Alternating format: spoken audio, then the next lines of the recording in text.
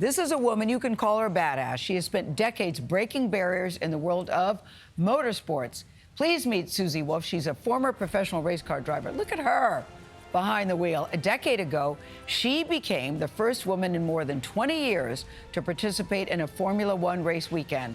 Wolff has since retired from driving, and last year she became director of Formula One Academy. It's an all-female racing series that prepares young women for higher levels of competition. We are very proud to say Susie Wolff joins us in the studio. Good to see you, Susie Wolff. Good morning. Thank you for having me. I like how you say this is not a man's world anymore. That this is not a moment. This is a movement.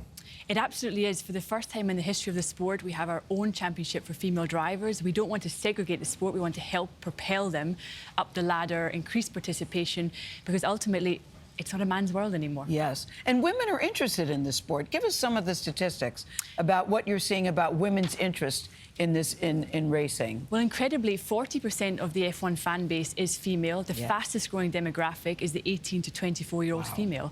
So there's a huge interest in the sport, and we just need to show that there's opportunity for women. The more women we get into the sport, the more the best will rise to the top.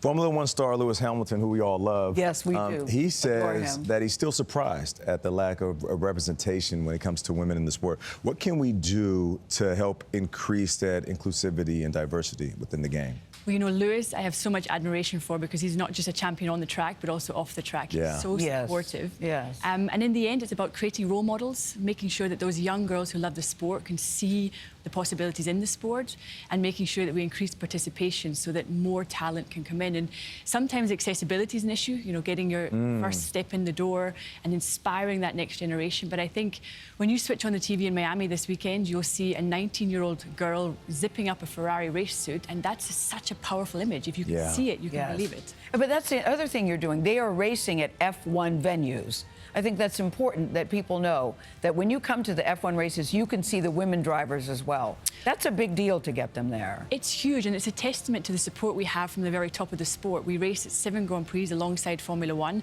and I'm hugely grateful. We don't have a stadium to fill. I don't have a fan base to build. Yes. We're on one of the biggest sporting platforms, and we have the 10 Formula One teams on board with us. Each team has committed to F1 Academy. They have a female driver, and I think that really shows the willingness from the sport to look at the, we're showing the drivers. Yeah, as a former NFL player, I always encourage young athletes to stick around the sport for as long as you can, and you don't have to be the superstar player. How important is it when you're giving advice to also mention that there are other roles that you can shine in when it comes to being part of this ecosystem?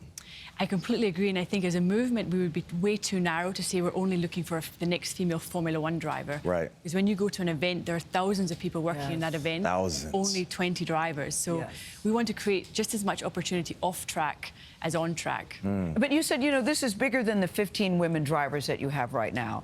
You know, you were married to Toto Wolff, who's a big cheese over at Mercedes, also another badass. You said you didn't want to work for him and you didn't work against him. So you two have figured out a way to work together on this. And it was challenging, but hard work doesn't scare you. I know that. Oh, I love a challenge. Yeah. When people throw the door slamming in my face, I love to get my elbows out and find a way to open it. But I have to say, a lot of support from within the sport. I think, you know, when I took this role, I said, please don't look at me as a woman running a women's thing. Yes. This is for the greater good of our sport, and there has been a lot of support from within the paddock. You started racing when you were 8, and you said you enjoyed it. When did you just love this sport? And what is it that you love about it so much?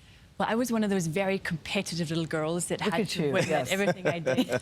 And karting is no joke, by the way. Karting is no joke. And I was up against Lewis in those days, and he was already a superstar. But I think that's us on the podium together. I think at the age of 13, I was taken to watch a Formula 3 race, which is a junior category, and that's when I realised, OK, I want to be a Formula 1 driver. That was my big dream.